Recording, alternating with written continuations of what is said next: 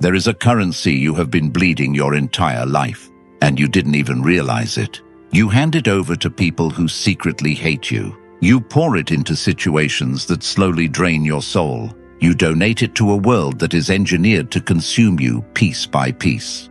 That currency is your attention, and because you give it away so desperately, so blindly, it has become worthless. This is the brutal, unforgiving law of social dynamics. If you are always available, you are disposable. If you are always reacting, you are controlled. Robert Greene understood this in the courts of Florence. He saw that the most powerful men were not the ones screaming for authority. They were the ones who could look at a crisis, look at an enemy, and offer them nothing but silence. They understood the art of ignoring. This is not about being petty.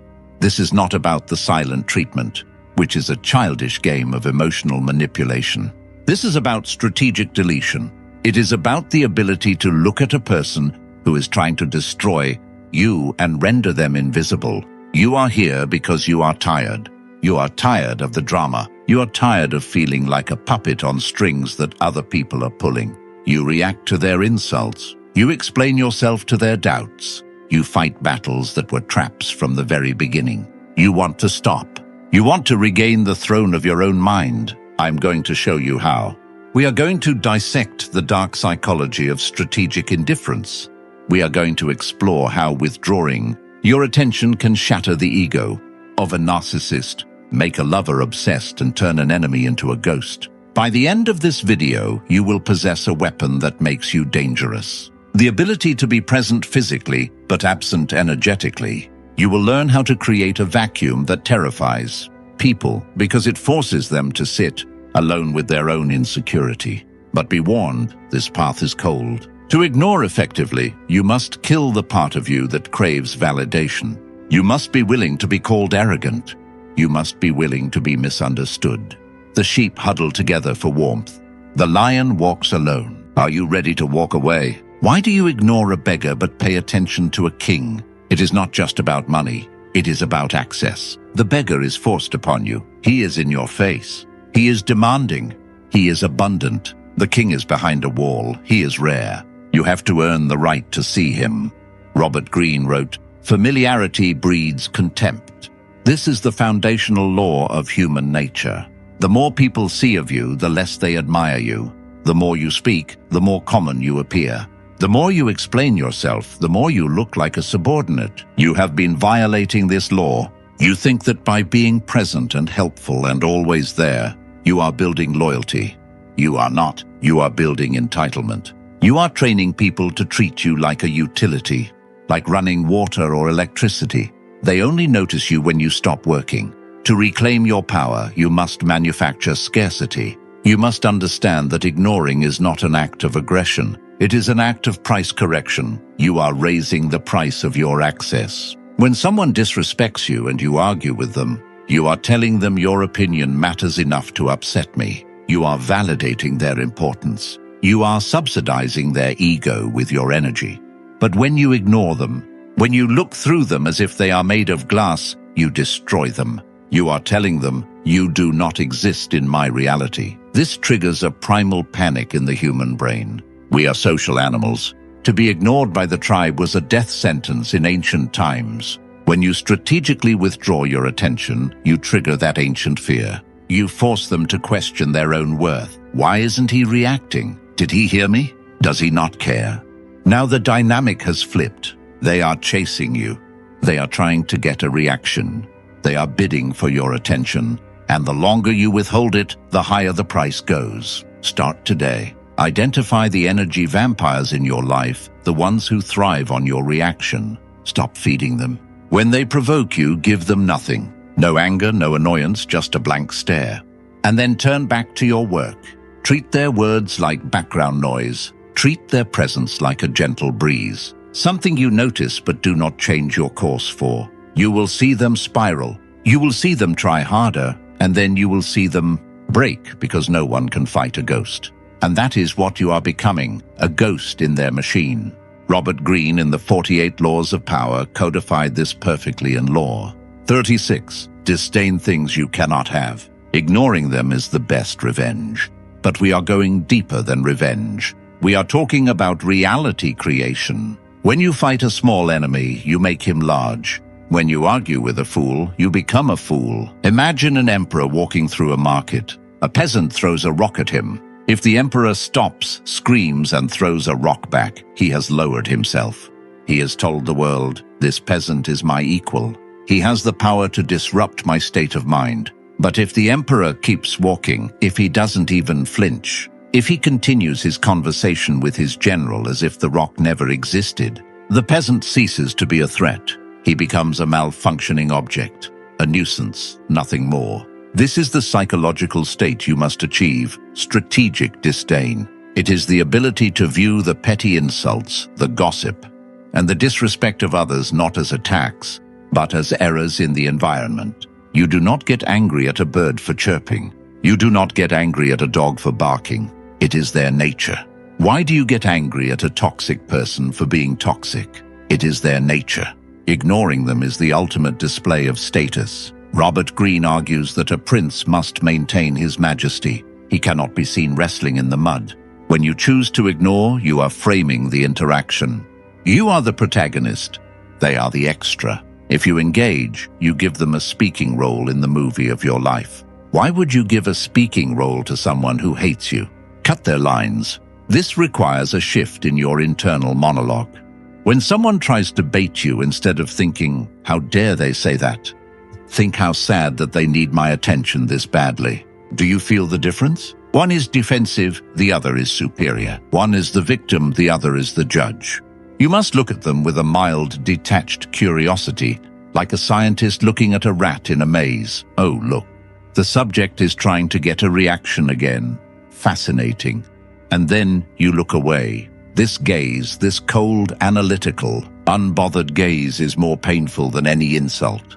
You could scream because it denies them their humanity. It reduces them to a mechanism, and people will do anything to prove they are real. But you will not let them. You will keep walking. You will keep building. You will keep ascending. Let them throw rocks at the sky. The sky does not care. Comment this below to lock in the mindset. I am the sky. They are the noise they are. Now we enter the realm of behavioral psychology. How do you make someone addicted to you? How do you make them obsessed? You do not do it by giving them everything they want. You do it by giving them nothing, then something, then nothing again. This is the principle of the slot machine. If you pulled the lever and won every time, you would get bored. If you pulled the lever and never won, you would quit. But because you win sometimes, and you never know when you keep pulling, you are trapped in the loop. Ignoring is the nothing. When you are always available, you are a vending machine, predictable, boring. When you start ignoring people, not out of cruelty but out of focus, you become a slot machine. Let's say you are in a negotiation or a complex relationship dynamic. If you answer every text instantly, you are signaling low value. You are signaling that you are sitting by the phone waiting to be summoned. But what happens when you go dark? What happens when you disappear for 6 hours or 2 days? The other person's mind begins to race. They create stories. Is he angry? Is he with someone else? Is he busy building an empire? They fill the silence with your power. Robert Greene knew that men are driven by two principal impulses, either by love or by fear. Silence creates both. They fear losing you, and that fear reignites their desire-love to secure you. You must learn to be comfortable with the vacuum. Most people feel a lull in the conversation and they panic.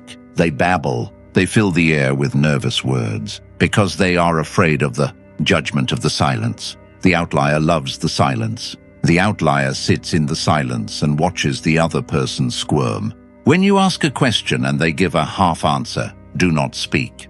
Look at them. Wait. Ignore the urge to save them. In that silence, the truth will come out. In that silence, they will negotiate against themselves. This applies to your absence as well. If you are always at every party, every meeting, every gathering, your presence is diluted. Start saying no. Start skipping events without a detailed excuse. I can't make it. That's it. No apology, no elaborate lie, just no. Then when you do show up, it matters. You have created a contrast. The light is only valuable because of the dark. Your presence is only valuable because of your absence. Use ignoring as a reset button. When a relationship, business or personal becomes disrespectful, withdraw. Do not argue. Do not try to talk it out with someone who is irrational. Withdraw.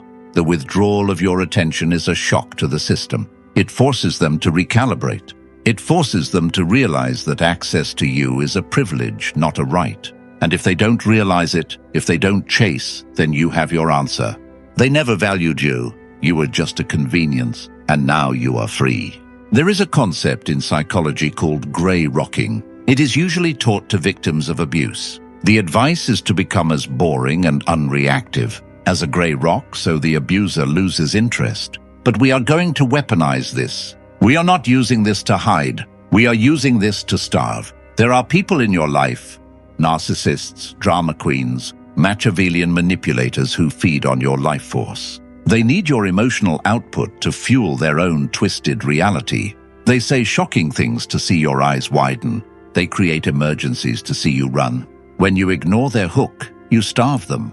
But true ignoring is internal. You can look at someone and nod, but mentally you are on a different planet. You give them the generic minimum. Wow, that's crazy. Interesting, I see. You offer no fuel. You offer no hooks for them to grab onto. You become a smooth surface. Robert Greene advises that a prince should keep his own counsel. He should not be a leaky vessel. When you practice the offensive grey rock, you are protecting your inner sanctum. Imagine your mind is a fortress. Most people leave the drawbridge down. Anyone can walk in with muddy boots. Their problems, their complaints, their toxicity, and dirty your floors. Ignoring is pulling up the drawbridge. They can stand on the other side of the moat and scream. They can wave their arms, but they cannot get in. This drives manipulative people insane. They will ramp up their behavior. They will try to make you feel guilty. You've changed. You're so distant. You think you're better than everyone. Recognize these for what they are. Extinction bursts. In psychology, an extinction burst is the sudden spike in behavior before it dies out, like a toddler screaming louder right before they finally give up and fall asleep. When they accuse you of being cold, do not defend yourself. Do not say, "I'm not cold. I'm just busy." That is defense.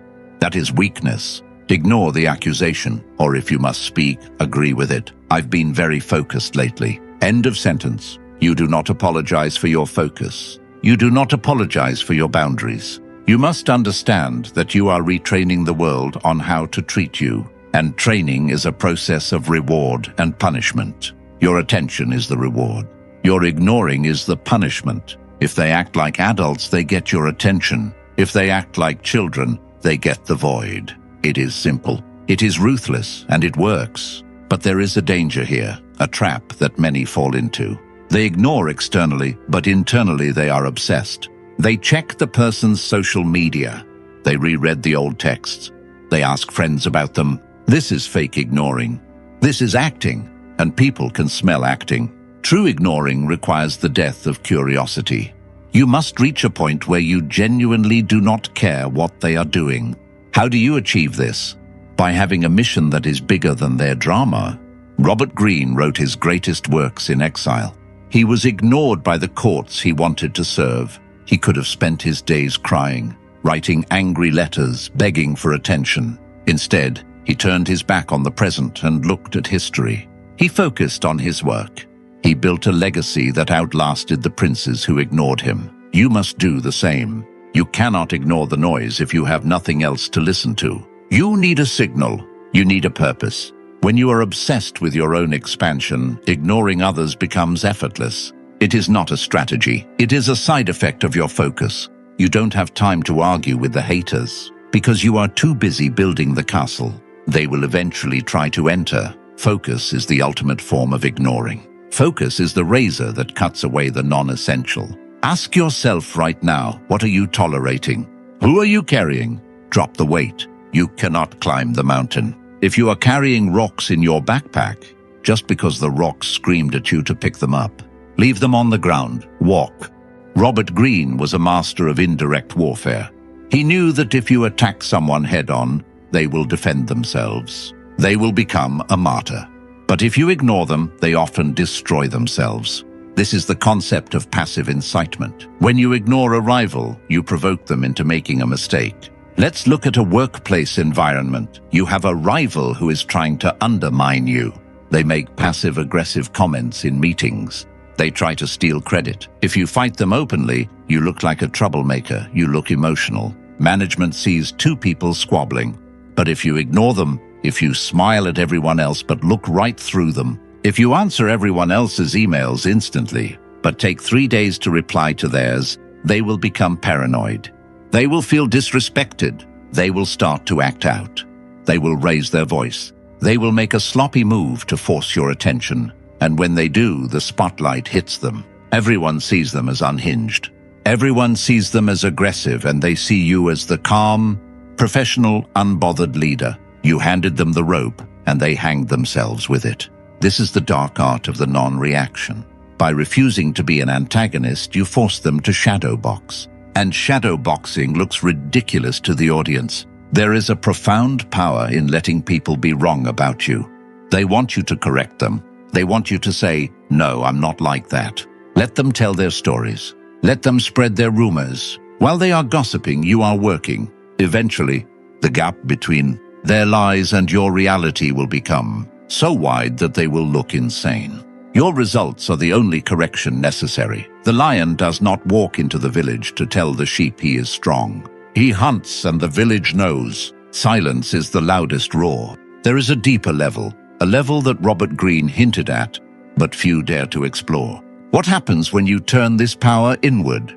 What happens when you learn to ignore your own weakness, your own fear, your own desire for comfort?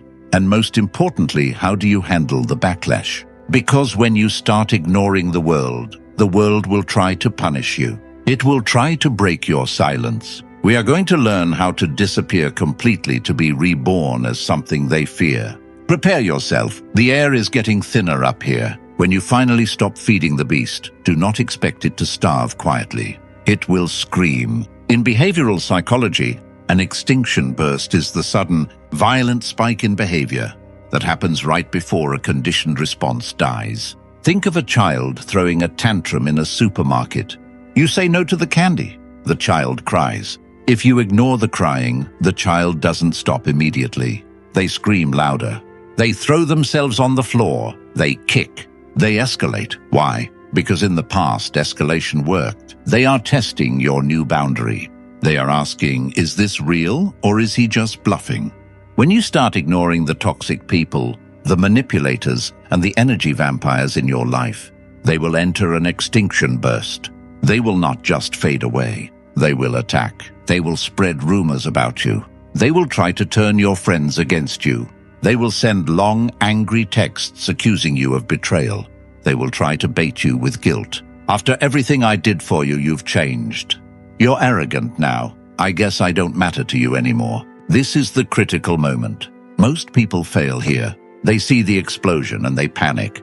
They think, oh no, I've made it worse. I need to fix this. I need to explain. No, you have not made it worse. You have forced the infection to the surface. The extinction burst is not a sign of failure. It is a sign of success. It means the parasite is dying. It means they are losing their grip on you and they are panicking. If you respond now, if you apologize, if you explain, if you argue, you teach them a deadly lesson. You teach them that if they just scream loud enough, you will obey. You reinforce the very behavior you are trying to stop. You must hold the line. Robert Greene advised that if a prince must be cruel, he must do it all at once and never look back.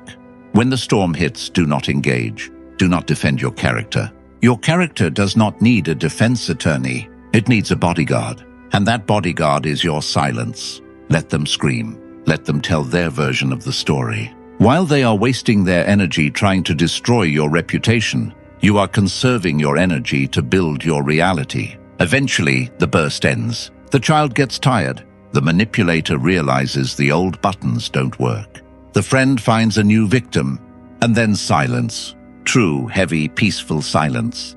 That is the sound of freedom. Sometimes ignoring a single person is not enough. Sometimes the entire environment is poisoned. Sometimes you have been too accessible, too common, too known for too long. You need a reset. You need the ghost protocol. This is the nuclear option of social dynamics. It is the deliberate, calculated removal of your presence from the public eye. We live in an era of oversharing. People post their breakfast. They post their workouts. They post their location. They broadcast their every thought. They think this makes them relevant. In reality, it makes them noise. To regain power, you must go dark. Robert Greene knew that for a leader to be revered, he must sometimes withdraw to the shadows. He must become a myth. The ghost protocol is simple, but it is not easy. The digital blackout. Stop posting. Stop watching stories. Stop commenting. Leave the group chats that drain you. Do not announce you are leaving, just stop. Let your digital footprint go cold. The physical withdrawal. Decline invitations. Stop going to the same bars, the same clubs, the same social circles. Change your routine. If you are always at the gym at 6 p.m., go at 5 a.m. Make yourself hard to find. The deep work. This is the most important part. You are not disappearing to watch Netflix. You are disappearing to build. You are entering a submarine. You are running silent, running deep. What happens when you do this? At first, people will be confused. Then they will be curious. Where did he go? Is he okay? Then they will create rumors. Let them. But while they are speculating, you are evolving. In the dark, you can change without judgment. You can learn new skills. You can get in shape. You can build a business. You can rewrite your psychology. When you are constantly in the light, you are trapped by people's expectations of you. Oh, he's the funny guy. He's the broke guy. He's the shy guy. When you disappear, you kill that version of yourself. And when you re-emerge, you return as a stranger. You walk differently. You speak differently. You have results that no one saw coming. The impact of your return is multiplied by the duration of your absence. Imagine seeing a friend you haven't seen in 6 months. He looks sharper. He is wealthier. He is calm. You don't ask him, "Why didn't you text me back?" You ask him, "What have you been doing?" You have commanded respect through the sheer weight of your transformation. You ignored the world to work on yourself. And now the world has to work to catch up to you. Do not be afraid of the solitude. The laboratory of the outlier is always lonely. That is where the alchemy happens. We have talked about ignoring others, but the hardest person to ignore is you. You have a voice in your head. It is the voice of your biology. It is the voice of your evolution. It wants you to be safe. It wants you to be liked.